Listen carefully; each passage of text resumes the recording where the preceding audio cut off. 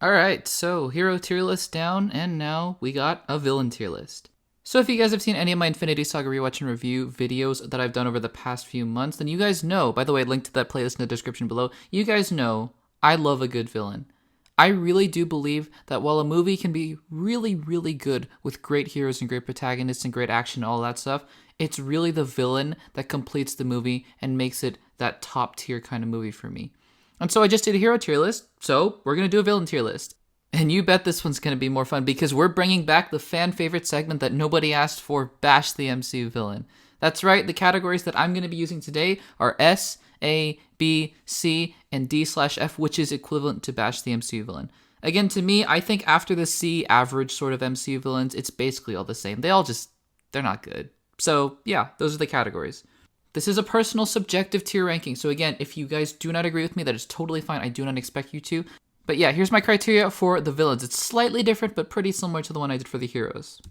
So I'm looking at 5 criteria this time, and they are power/skills, performance/actors, backstory/motivation, how they match up against the hero, and their look/their costume. Pretty straightforward.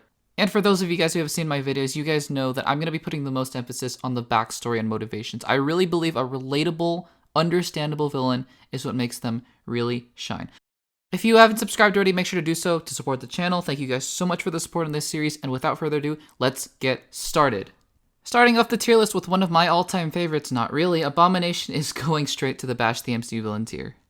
Now, I will say that out of all the villains going in this category, this is probably one of the close ones to C tier. I don't think there's anything horrendously wrong, but I mean, if we're going off the criteria, first of all, the CGI is just, well, it's this. And I get it, 2008, I get it, but you know, I gotta say it, right? It's this. On top of that, it's about as generic gets. He's evil because he's evil, he goes crazy because he's crazy, he wants to kill the Hulk because he wants to kill the Hulk. That's it. That's the Abomination. Emil Blonsky, everybody. Now, Aldrich Killian, surprisingly, is going in the B tier. And if you had asked me before this MCU rewatch, I would have actually put him maybe in the D/F Bash the MCU villain tier. But this time around, I actually gained a really big appreciation for this character. I thought he was a lot crazier and more maniacal, but it's really only the one line of I am the Mandarin, because otherwise the backstory, motivation, it's there. The look, I mean, yeah, he's a regular guy who breathes fire. That's not super interesting, I guess. But again, the motivation being spurned by Tony Stark, it's there, right? The need to be able to prove himself, it is all there. Again, he kind of goes crazy, but he is a smart guy, setting up the Mandarin and all that. So yeah, I'm going to put him in the B tier. Alexander Pierce, I'm going to put in the A tier. I am one of those people who absolutely loves Alexander Pierce as the villain for the Winter Soldier because it is just different and surprising. I mean, I know the film is called Captain America the Winter Soldier, but it's really not about the Winter Soldier, and we'll get more on him later. But yeah, Robert Redford as Alexander Pierce just being the mastermind behind S.H.I.E.L.D. and Hydra, and just sort of manipulating Captain America in this political thriller, I thought he was absolutely great. I mean, he kind of lacks in the power look kind of category, but again, doesn't really matter in the grand scheme of things because his motivation, I mean, he is part of Hydra, let's be fair. He is a, neo-Nazi. But anyways, it's just a really compelling performance, I think, that carries it over the top for me. And the fact that it's just different. Corvus Glaive and Cull Obsidian are going in the C tier. I don't really have much to say. They didn't really do anything in that movie, Infinity War. And they didn't do anything in Endgame either, other than just get destroyed by the Avengers, so yeah. Again, guys, I didn't make this tier list. I will put the link in the description down below. But yeah, it was one of the best that I could find. So, I wouldn't have included the Black Order in this personally, but they're here, so we're going to rank them. After a long bargain, I have put Dormammu in the C tier as well. I think what saves Dormammu from being in the Bash the MCU villain category is just we haven't seen enough of him. He literally was on screen for 10 minutes. And to be fair, the 10 minutes were at least visually interesting. So maybe there is some huge backstory to him that we're just not aware of. I don't know, but at any rate, I think he's okay. He was at least visually formidable against Doctor Strange, the master of the mystic arts, and for that, I'll take it. Now, Ebony Maw, I'm going to put in the B tier. I actually think he is one of the most interesting characters to come out of Infinity War. The interesting new characters, I guess. Because in a film called Avengers Infinity War that's trying to tie up 20 previous films or whatever it was, it's just impressive to me how they were able to get new characters, and granted 3 of them didn't really work, but Ebony Maw I thought was interesting at least. The fact that Thanos didn't just have goons, he had like a sorcerer type, I guess, kid? They're his kids, right? Anyways, yeah, I thought Ebony Maw was super interesting. I was really sad to see him go in Infinity War, and I was glad to see him back in Endgame. So he doesn't have that much development, but he is a cool villain, I think. Ego the Living Planet, I'm going to put in the B tier. I think he's largely saved by Kurt Russell's performance. I think Kurt Russell is very charismatic, and his connection to Chris Pratt's Peter Quill, I think that stuff worked. Like the whole father-son dynamic. I don't think the ending worked where he was just going crazy and, turning transparent blue and all that stuff. I don't really think that was great. Other than that, I think he was pretty fine. His motivation, destroy the world, the universe, I mean, where have we seen that before? 10 million times. But honestly, it could have been a lot worse. And I think for what he was in the movie, he worked pretty okay. Again, I don't have a lot of complaints with Phase 3 villains. Just so you guys know, I think a lot of villains in Phase 3, if you've seen my reviews, I actually quite enjoy. And Ego is one of them. And speaking of that, a lot of people hate Ghost, but I'm going to put her in the B tier. Now, granted, I don't think she worked as well as she could have in Ant-Man and the Wasp. I think she was kind of wasted there, but I think her character has huge potential. I really do believe that there is a future for her in the MCU, and I cannot wait to see where they go with her. I really do think her power set is super interesting, and whether or not she's a hero, an anti-hero, a villain, whatever that may be, I think she has some real potential to contribute to the future of the MCU. Now, Hela is going in the C tier. I talked a lot about this in my Thor Ragnarok review. There is a huge difference to me between character and performance. Hela's performance by Cate Blanchett I thought was great. I thought Cate Blanchett did everything she possibly could with that character. I think Hela as a character is super two-dimensional and super flat. I don't think there's anything Taika Waititi did to really try to develop her character, and granted, he didn't really need to. He wasn't trying to make a Hela standalone movie, but I just would have appreciated a little bit more other than I'm the goddess of death. Look at me, I have spikes on my head, because, that's basically all she was. So, Tony Stark built this in a caveman is going in the B tier. Okay, all kidding aside, I think Jeff Bridges' performance, like I mentioned in the very first Iron Man review, I think he's super charismatic in the first 2/3. I think the first 2/3 set up an amazing villain, like a truly inventive version of a character that we hadn't seen before. That being said, the third act fell apart big time. Like the entire third act was basically setting the stage for Bash the MCU villain. That was basically what it was. He was so textbook generic at the end, just in a metal suit screaming at Tony Stark. I mean, really though, right? Justin Hammer going in the C tier. I know Sam Rockwell is an Academy Award-winning actor, and so if he ever comes back to the MCU under the right director, the right writer, the right script, the right movie, the right project, I think he has huge potential to be a really interesting character. Maybe a foil for someone like, Shang-Chi or Peter Parker or the Fantastic Four. But in Iron Man 2, granted, not a lot of things did work about Iron Man 2, but Justin Hammer certainly was not one of them. Did not like his character. Kaecilius, the next addition to Bash the MCU villain. And surprisingly, there are only 2 right now, but, that's going to change pretty soon. Anyways, Kaecilius. Yeah, what? Who's Kaecilius? Like, what? He steals this page, right? And then he just doesn't do anything with it for, like, a third of the movie? Allegedly, he lets Doctor Strange train for, like, a year and become really good at the mystic arts before he actually does anything with the page. And he's just a bad villain. Like, it's really saying something when I put the villain who was in the movie with you, who was only in the movie for 10 minutes and you were in the movie for like an hour, and I put that villain, Dormammu, a tier above you. I'm just saying. But finally, Eric Killmonger is going in the S tier.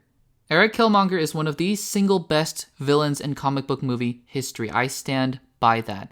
And you know why? It's because he shows the heroes that he was right. Thanos, for all of his greatness and all the great things he did in Infinity War and Endgame, he didn't really prove to the heroes that he was right. He actually showed the heroes more that he was wrong. Killmonger actually convinces T'Challa that he is correct. Maybe not his methods, but he, in himself, and his values, his morals, they're actually pointed in the right direction of helping other people with the resources that are available to them. That's powerful. And Michael B. Jordan's performance is incredible. So Killmonger's going in the S tier. Loki, the only character to overlap between hero and villain, is going also in the S tier. I think it's purely just because of A, Tom Hiddleston's beautiful, charismatic performance, but also B, just how many films he's been in. And I know he's not been a villain in many films. He's only been a villain truly in the Avengers and maybe sort of kind of in Thor. But again, you just have to credit the character development that's done in those films as well in the rest of the MCU. He truly has grown a lot. And so while this may not be him just purely being a villain on this tier list, I have to say his character development does a ton for this character. He really has grown from the darkest depths and risen to sacrifice himself as a hero. So is that kind of cheating? Maybe, but still, he's going in the S tier. He's Loki. Yeah, so Malekith is going in the DF tier because it's Malekith. I mean, it's Malekith. I'm going to put Mysterio in the A tier. I think his character is like 90% of the way there, but he's missing that extra 10% to put him in the S tier. I think Jake Gyllenhaal's performance is great. I think the costume is great. Even the CGI costume, the CGI motion capture suit, I think that's awesome as well. I just think he's missing that little bit extra. Like the reveal scene in the bar, I think that was just a little too far, a little too comic booky, a little too cartoony, and an otherwise amazing performance and an amazing villain in Spider-Man Far From Home. Otherwise, though, I love the character Mysterio. I hope he's not dead. Let's see where it goes in the future. Proxima Midnight, C tier. Again, generic. Doesn't do anything. Red Skull is interesting. He's going in the B tier. And just so you guys know, I'm not really counting Ross Marquand's performance in Infinity War and Endgame. I'm just mostly counting Hugo Weaving in the one movie he was in. And for that, I say, well, the motivation is pretty poor in the fact that he's a Nazi. I mean, it's pretty black and white, right? Like, Nazis are bad, Captain America is good. At the same time, though, the Red Skull aesthetic is really interesting. And to be honest, Hugo Weaving's performance is one of the best out of any of these villains. It is just creepy and magnetic in all of the best ways. And I think for that, it really saves this character from going any lower. Man, Phase 2 had a problem. Ronan's going in the Bash tier. I mean, what is he? Like, who is Ronan?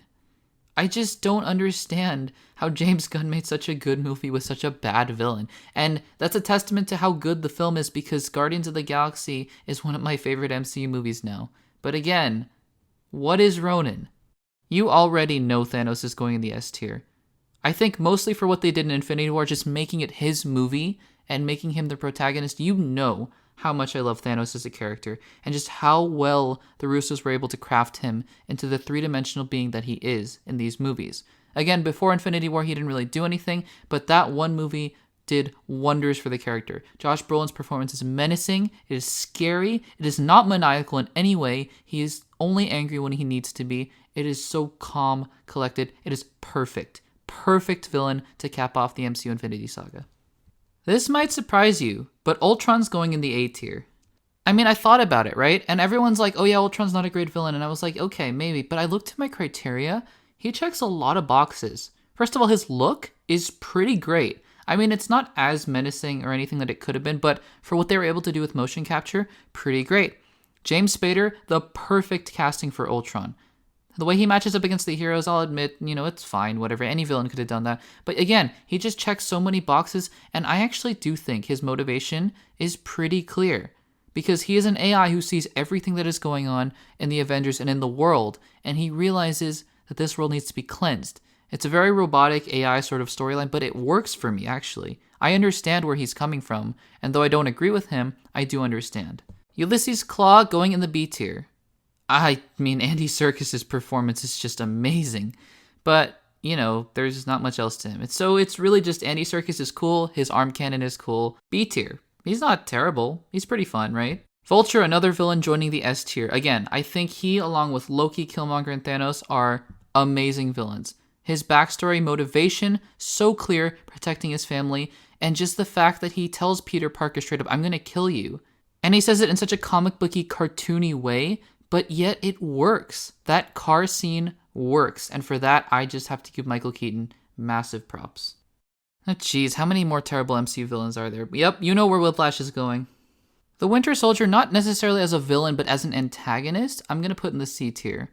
His backstory and motivation is interesting, I guess, and his look is pretty interesting.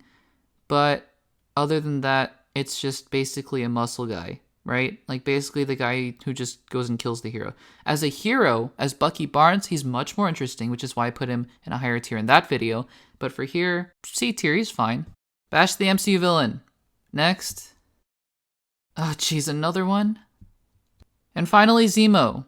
Zemo, I'm going to put in the A tier. Again, everything I said about Alexander Pierce, I'm going to say about Zemo. He doesn't really have the look, and he doesn't have the power set, but he is brilliant, and he has the motivation and drive to get it done.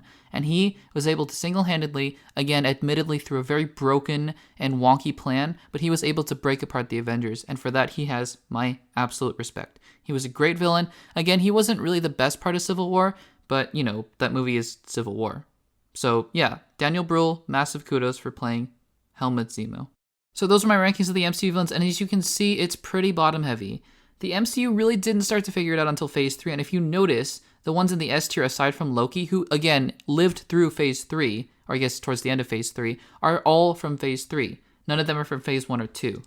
And again, the A tier ones are not really from Phase 1. So yeah, I will make a video again later on as to why Marvel fixed and how Marvel fixed their villain problem in Phase 3. But for now, this is my ranking, and yeah, here it is. So what do you guys think of my rankings? Do you disagree? Do you agree? Let me know in the comments down below, and let me know what your guys' favorite villains from the MCU are and why. If you haven't subscribed already, then please make sure to do so. We are chugging along with these Infinity Saga rewatch videos. Thank you guys so much for the support. It means so much.